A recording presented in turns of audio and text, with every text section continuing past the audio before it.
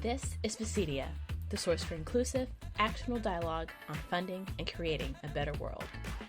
If you're building the future, you're in the right place. I'm your host, Skylar Cole. Before we start the show, I'd like to share that if you're listening to the audio podcast, we're also on YouTube. You can watch this episode there, as well as check out video exclusive content. If you're already watching from YouTube, thank you. Today, I am so excited to talk with Lucy Svoboda, Lauer, and Soha Yasrebi, 3 of the 4 co-founders of Galvanizer. Galvanizer is a startup community tackling the female founder gap with the mission to encourage more women to take the leap into entrepreneurship. Lucy, Ali, and Soha are all Stanford GSB class of 2021. Previously, Lucy was Chief of Staff at Nearpod, Ali was a VC at Adam Tree Partners, and Soha was a VC at OMERS Ventures. Now let's get started.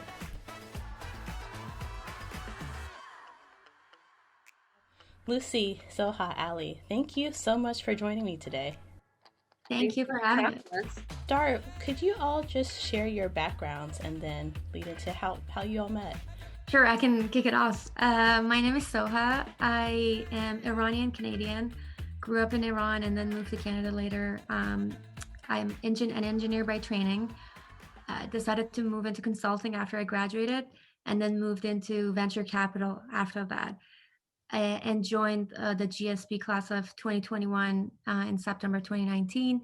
And that's where I met Ali and Lucy and Whitney, my co-founders with Galvanizer.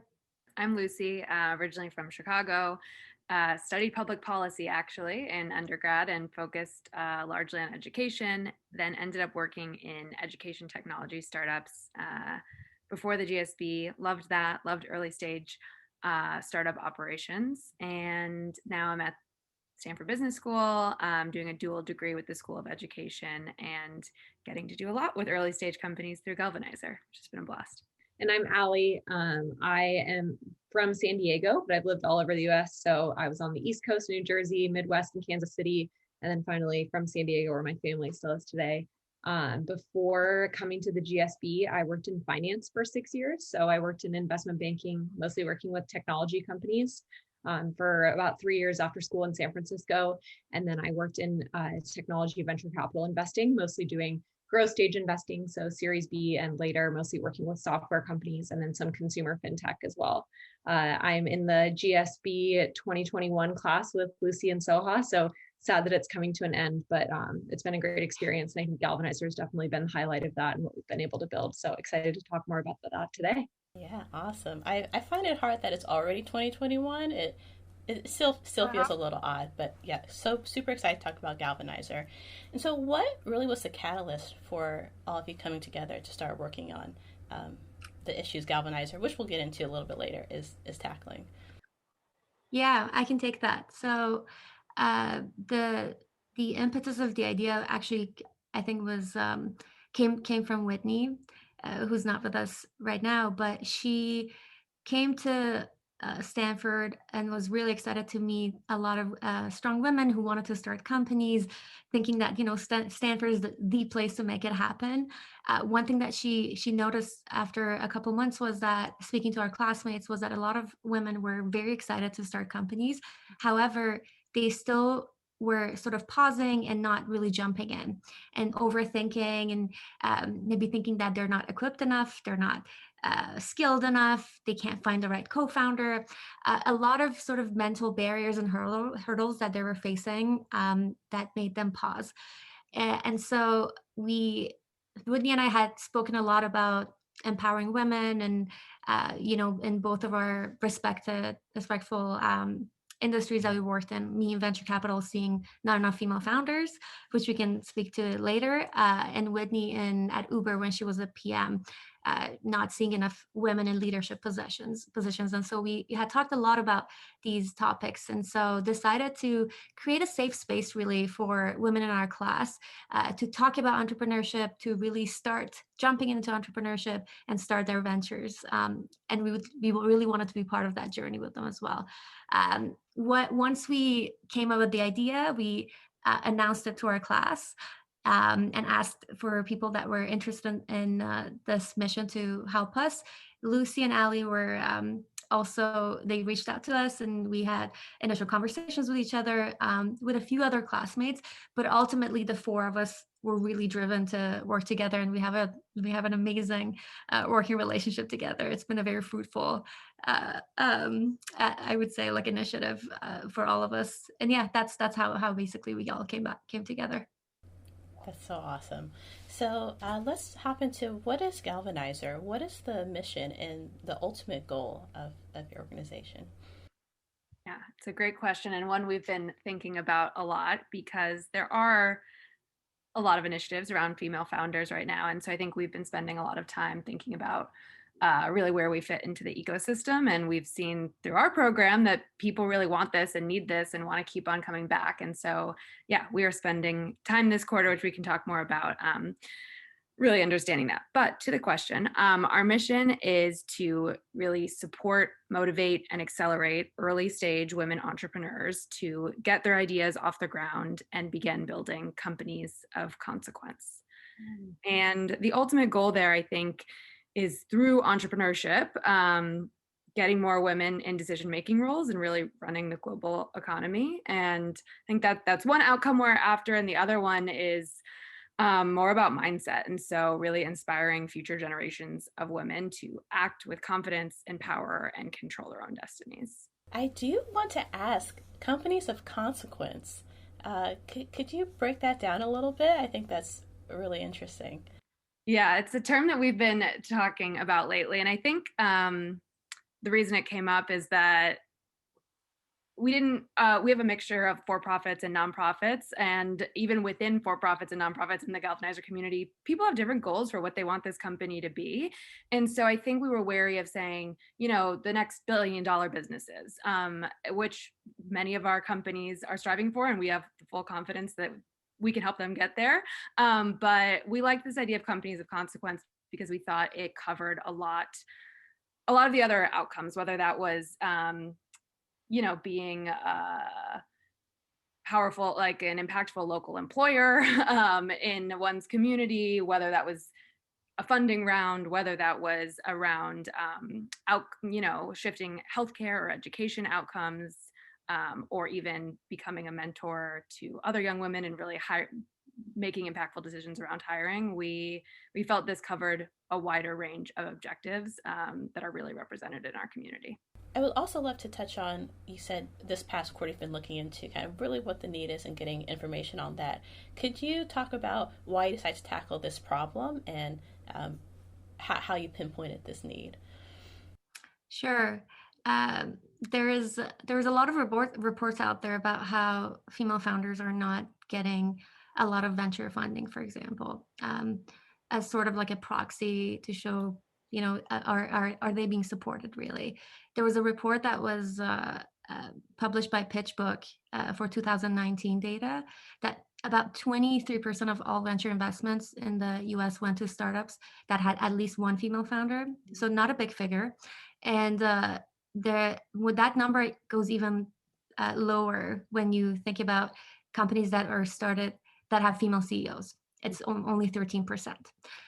A lot of times people talk about how this is contributed to by the fact that there are not enough female decision makers at VC funds, which is true because that number is less than 10% in the US, for example. And we call that the female funder gap. But we think that there is another very important factor, and that's the fact that there are not enough women starting companies to begin with. So that pipeline is just not big enough. If you think about the US population, 51% of it is women. But there was, I believe, a research done by Columbia Graduate School of Business that showed that only 24% of companies registered in 2018 were started by women. So that's what we're trying to address. We're trying to address the female founder gap. And we think that there's a lot of benefits that could come from this. There's a lot of job creation opportunities that we're missing out on. Women tend to hire a lot of women, which is amazing, tying to the first point. Women tend to be very impact driven. when they start their businesses. They also, having more successful female entrepreneurs will create more role models out there in the world for other women to look up to and inspire them into action. It gives them the ability to be in more decision-making roles. There's just a ton of benefits that come out of that. So these are some of the few reasons why we decided to address the female founder gap. That's awesome. And so, will you walk through Galvanizer's programming? You have a few different options for interested entrepreneurs. Yeah, I'm happy to take that one. So I think if you Googled today, like female founder community, a lot of different things would come up. And so one of the questions that we get asked pretty often is, how is Galvanizer different from some of the other resources out there? And I think that a good place to start in thinking about our programming is our community-based approach. So rather than thinking about curriculum and walking you through the steps of how to build a business, we try to bring together founders who are really determined to build a business together. So we try to kind of be the tide that lifts all boats, so that we're bringing people together to learn from one another, expand their networks, provide some emotional support through some of the really challenging times. One of the phrases that we've been using a lot is the female founder's journey need not be lonely. So today we have about 100 female founders in our community that we're really excited about. It's been growing since we launched our first cohort in the spring. We've had about 3 now, and the community continues to grow. So the 3 pillars of our community, which is essentially the programming that we provide to these women in the community. The first is our gal groups. Second is our expert office hours. And then the third is this broader network that you have access to and resources. So I mentioned gal groups. I think this is a really core pillar to our community-based approach. Everyone who comes into the community, we group into something that we call a gal group. And it's around 5 to 6 founders that have something in common, whether it's specific industries that they are all working in, whether it's stage of company, maybe backgrounds. It's groups of people that we're bringing together to meet on a weekly basis to solve unique business challenges that they're facing. So we give them a little bit of flexibility in terms of what they want to talk about on a week-to-week basis, but we use this model called the hot seat, where effectively, if we were in a gal group meeting right now, I would bring a specific business challenge that I'm facing, and I would get to kind of brainstorm through that challenge with everyone in the group. People bring different backgrounds, they bring different professional and educational networks that can kind of help me move to the next level. And so our gal groups are running on a cohort basis right now. But as Lucy mentioned, we're taking some time to think through our strategy, and that could potentially change in the future. But essentially you get this group of 6 people that you get really close with. In addition to the resources that we provide in the gal group, we also have something called expert office hours. And this is where our advisor network really taps into the community and provides a lot of value to the founders. So expert office hours are when we bring in former founders or current founders. We'll bring in VCs or other kinds of investors. We'll bring in expert operators, and they'll really just hone in for about an hour on one specific area of expertise. So for example, we've had Angela Lee come in and talk to our founders about raising from angels. And she basically meets with a really small group. So rather than a Zoom session with 100 people and video off, we try to have these really small, intimate, and engaging sessions where someone like Angela will really dive into their expertise and try to give really tactical advice. And so outside of the gal groups, people can kind of go to those, meet people outside their gal groups, meet with the expert advisors that we bring in, and really provide mostly tactical advice is what we focus on. And then the third pillar that I mentioned is kind of our network and the resources. So we try to provide some resources in terms of like how to build a good pitch deck. And then we try to bring in people who talk about like iterating on your business model, how to build a financial model, kind of aggregating resources like that. And then hoping that people in the network and the community will connect outside of just their gal groups and meet with one another, connect with the resources, and then connect with advisors as well. So I know that was a lot of information, but that's kind of the overview of our program. Yeah, no, that's great. Sounds like just really tackling various ways to help entrepreneurs, and I feel like it's hard to get Zoom fatigue when you have really great meetings like that, intimate meetings. That's great. Could you talk a little bit more about how advisors, investors, and other mentors kind of get involved with Galvanizer, or if they want to be a part of the, I guess, advising groups or the network, how do they get involved or reach out to you? Yeah, absolutely. So if you visit our website, which is galvanizer.io, we have a link on there for all advisors to apply to help out Galvanizer. We have a variety of different ways to get involved, but once someone applies, we typically reach out and kind of gauge what your interest in getting involved in the community might be. I mentioned the expert office hours, but you can also have more of a one-on-one relationship with one of the founders if it's, an industry or something specifically unique to your expertise.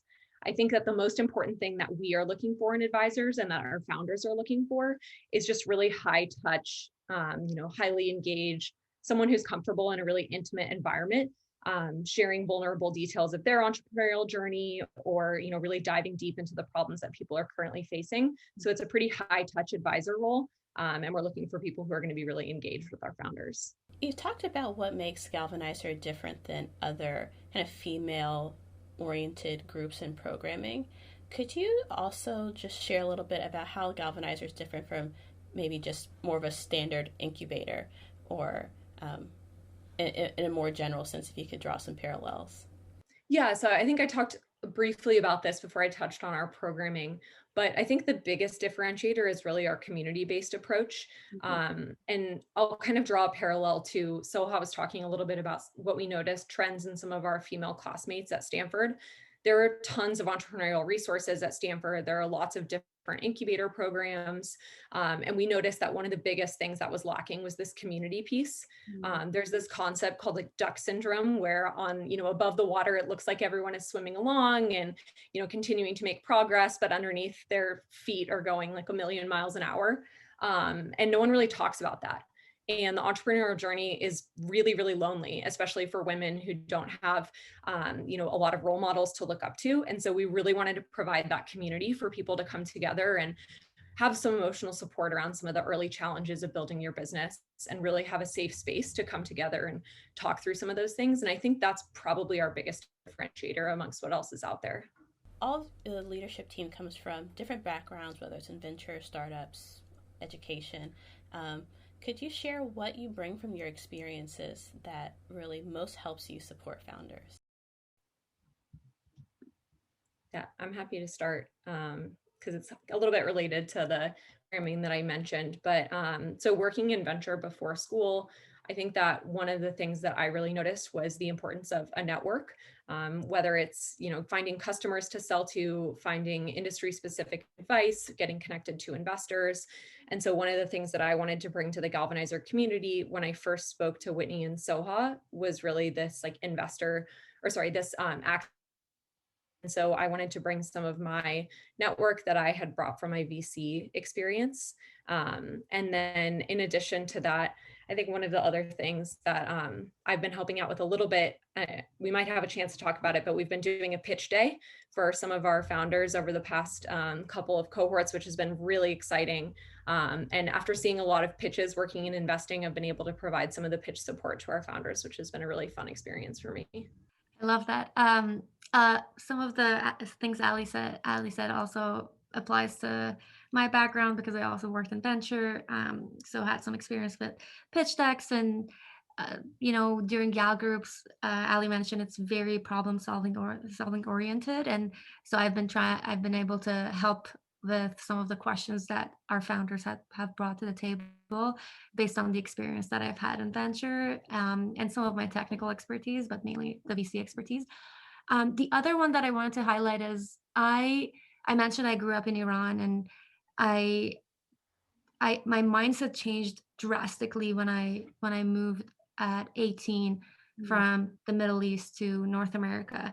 I understood truly the value of gaining more knowledge and getting access to networks that open new opportunities for you. And that's what I really want to give to other women and female founders.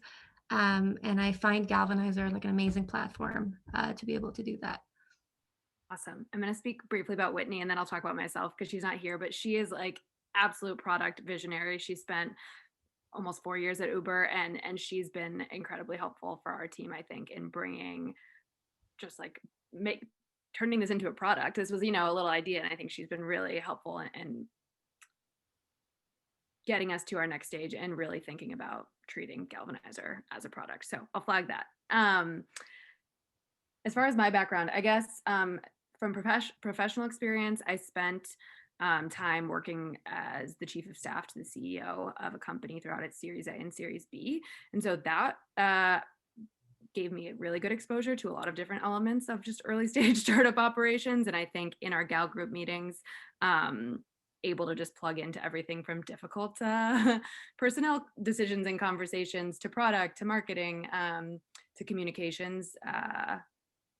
And especially when those like taking systems from 0 to 1, I've been able to help with some of that.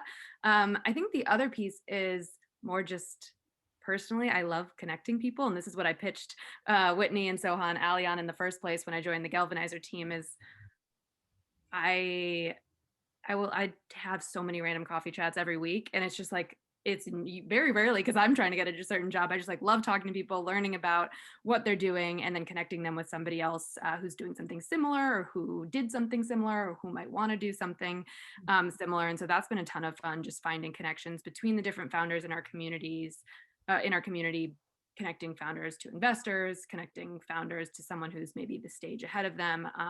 So yeah, that's been fun and something I try to focus on in our community. No, I can definitely relate to that. That getting the chance to connect and talk to amazing people is definitely motivation for this podcast. So just absolutely love the energy and synergy. You had your first cohort back in the spring when a global pandemic was unleashed. So can you talk about your experience building Galvanizer and supporting founders through these really unprecedented times? Yeah, I'm happy to start, and then maybe Soha and Ali can fill in. So Soha, Whitney, and Ali really started digging in and building Galvanizer in January of last year, and then February was all about prep with a big launch plan for March. Correct me if I'm wrong, everybody. And then, as you know, COVID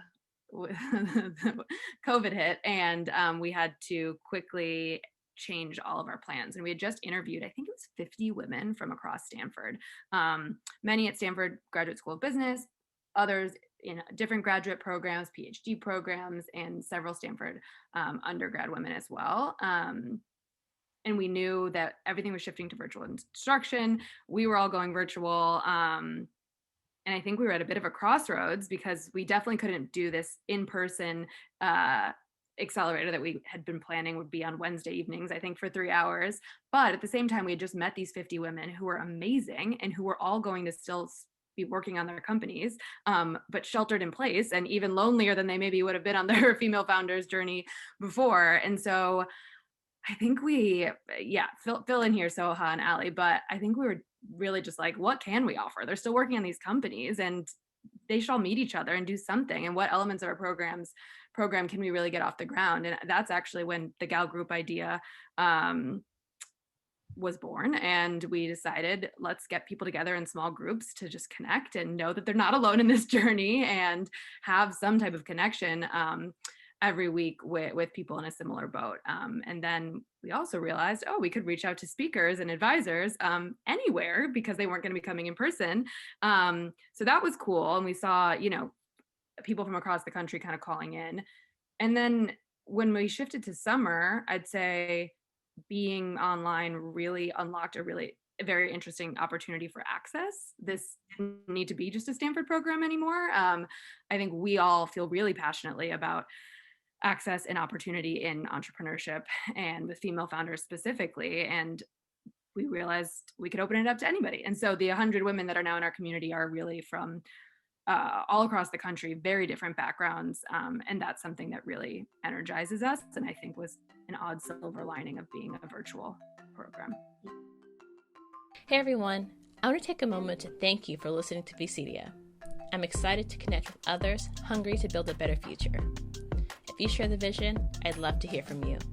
For guest and partnership inquiries, send an email to hello@VCedia.com or DM on Twitter at @the_VCedia. Also, please leave VCedia a 5-star review on Apple Podcasts. It would really help. Next, I asked the team, will they have purposely focused on the female founder gap versus the female funding gap? What their thoughts are on women and minorities being underfunded and over-mentored. Yeah, I think this kind of goes a little bit to how we're differentiated as well. we try to focus on like really, really tactical things that we can do for people to help them build their business and take it to the next milestone. I say milestone because it doesn't always mean funding. We talked a little bit about this concept of like companies of consequence. So while some of our founders, a lot of them are looking to raise money. Not all of them are. So for those who are looking to raise money, we try to provide really tactical advice on how do you get introductions to investors? How do you get access? We try to provide some of that, but we also try to connect them to a community and to a set of advisors who will provide really tactical steps to say, this is how you get the first meeting. We try to provide pitch support. I mentioned a little bit of that. We've brought in the pitch assist firm Forth and King to lead a session on what are the elements of a really strong pitch and how do you best deliver your story and the message that you want to convey to investors. So we try to provide these really tactical steps. And then we also do our pitch day where we bring in investors, and we hope that that provides an opportunity for the people who are looking at pursuing fundraising to connect with real investors and hopefully have a real opportunity to get some fundraising. Can we talk about the pitch day and what that entails? Yeah, absolutely. I feel like I've talked a lot. Soha or Lucy, do you want to take that? I'm happy to take that. So our pitch day started in our second cohort. It's been one of the highlights and most exciting parts of the program, as Ali mentioned.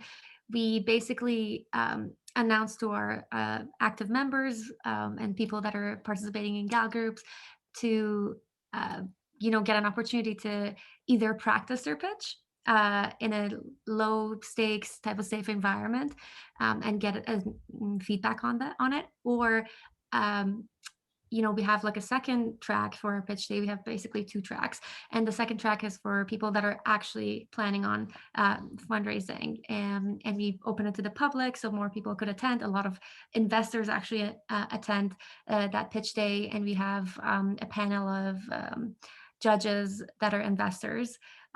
Basically in both cases. The first one, they provide feedback just for you to perfect your pitch and improve, and the second one is mostly for you to get feedback, but also potentially get connected to investors for fundraising. We basically do similar to a lot of pitch days. We give them the opportunity to pitch for 5 minutes and then 2 minutes of feedback, and then we ask our wonderful judges to provide written feedback as well, so they have more data to work with. We've had great panelists so far. We've had investors from Upfront Ventures, Mighty Capital, Scribble Ventures, Per VC, January Ventures, and lots of other wonderful investors that have supported us. And it's actually resulted in some connections after pitch days. We've had sort of investors that were watching and reached out to us and asked to be connected to a number of our members. So it's been great and very exciting. I'll add one thing because it just came into my inbox yesterday. I got a message from someone in our Galvanizer community saying, I am jazzed to say that Galvanizer officially boosted my confidence to move forward on the investor hunt. And then she has some questions for me. But yeah, that type of feedback is really exciting. Yes, some people emerge from pitch day with, maybe a connection or two or a follow-up call. But to us, it's really the excitement about, I'm confident to go after this thing now. And so, yeah, thought that email summarized it perfectly. I love that. I actually second that. Another thing that we do is in gal groups, we every quarter we give the members an opportunity to recognize each other. They go around the circle and talk about what type of feedback, like how they felt about other members of the group. And it's so interesting. It's almost like a light bulb moment for certain female founders in the group, where they get a positive feedback like, oh, Lucy, you've given me such amazing feedback. I find you so insightful. And there's almost you have to see their face, like it lights up, and they realize that they're so capable. They're able to help other people. That confidence that Lucy's talking about, those are some of the highlights. I would say that pitch day also has a similar effect on our founders. We're loving it. That's incredible. I love that. So what can we expect next from Galvanizer? All right, I'm happy to take that. So I think Lucy alluded to it briefly. We are taking a quarter right now just to think strategically about how to move forward. So as we said, we're all in business school right now. We are nearing, and we've pretty much been working on Galvanizer, building the community full-time since then. And so we're starting to think about how do we scale this beyond what we've built in school. It really started kind of a project and has grown immensely since then. And so we are excited to announce something probably in the next couple of months, but you'll have to stay tuned for what exactly comes next for us. Awesome. Well, I know listeners and myself are so looking forward to that. And so I have one more question on Galvanizer, then the fun question at the end. So if you could share how investors, founders, operators can get in contact with you, the website, but just one more time so people are very clear, and the information will also be included in the episode description. Yeah. So our website, one more time, is www.galvanizer.io. You can see my virtual background is flipped, but Galvanizer spelled on our virtual backgrounds, thanks to Whitney's beautiful design eye and the help of some Stanford undergrads as well. And there's an application link. There's tons of information about how to get involved, whether you're an operator, you're an investor, whether you're a founder yourself and you want to get involved in one of our future cohorts. There's tons of information there. We also have hello@galvanizer.io as our personal email that you can reach out to any of us, and we try to be as responsive as possible to those. So looking forward to hearing from new founders who want to join the community, new advisors. We're always looking for great people to bring in. Awesome. So now we're in the part of the show, Geek Out, where guests get a couple minutes to geek or nerd out about something that they like to do, something that maybe you don't have time to do, but if you did have time, you'd love to do it, or something you managed to find time for. So if you all would geek out. I was just going to say, I love reading. So I took the holiday break to read a couple books meaning to read. If I want to propose one that I recently read and loved is the Manifesto by Jacqueline Novagratz. She is the founder of Acumen, which is an impact fund. Highly recommend. She talks about her journey as a social entrepreneur and has some lessons for aspiring social entrepreneurs in there. Mine's less intellectual than Soha's, but what I really geek out about is chocolate chip cookies. And I know this is so specific, but in 4th grade, I did my science fair project on the science of chocolate chip cookies. And in every city that I've lived in, I really try to investigate all the bakeries and understand all the differences. And so you let me know where you're going. I probably have some opinions on the local bakery there and their chocolate chip cookie offering. And yeah, I'm always experimenting with my recipes. So that's been fun. Whitney's an amazing baker too, much better than me, but chocolate chip cookies are a bizarre thing that I geek out about. That is so funny. I had a craving for a chocolate chip cookie yesterday and picked one up at the convenience store. It was a pretty good chocolate chip cookie by my standards, but I'll definitely ask for your opinions moving forward. That's awesome. If any of you have a chance to go, there's a new cookie shop that opened up in Town and Country in Palo Alto called Antoine's. Highly recommend. It was one of the best chocolate chip cookies I've ever had. I'm going to head there this afternoon. I didn't know about this. Can you come pick me up? All right, Allie, round us out here with something more exciting. Also less intellectual, is just cooking related. I love cooking. I really miss traveling. And so I've been trying to cook a lot of different cuisines and learn about different cultures. And so one of my roommates is from Trinidad. And so tonight we're going to be doing a big Caribbean dinner. I'm really excited about it. Oh, that sounds so good. Well, Lucy, Soha, Allie, thank you so much for joining me today. I really enjoyed talking to you all. Oh, thank you. We love to chat with you. Thank you so much. Thank you for listening to this episode. You can subscribe on your podcast platform of choice and check us out on YouTube. If you're interested in being featured or know someone who should, send us an email at hello@VCedia.com. Also, connect with us on Twitter and Instagram at @the_VCedia for more from our guests, VCedia, and the future of inclusive investment and innovation ecosystems. You can also follow me on Twitter @SkylarCole. Until next time.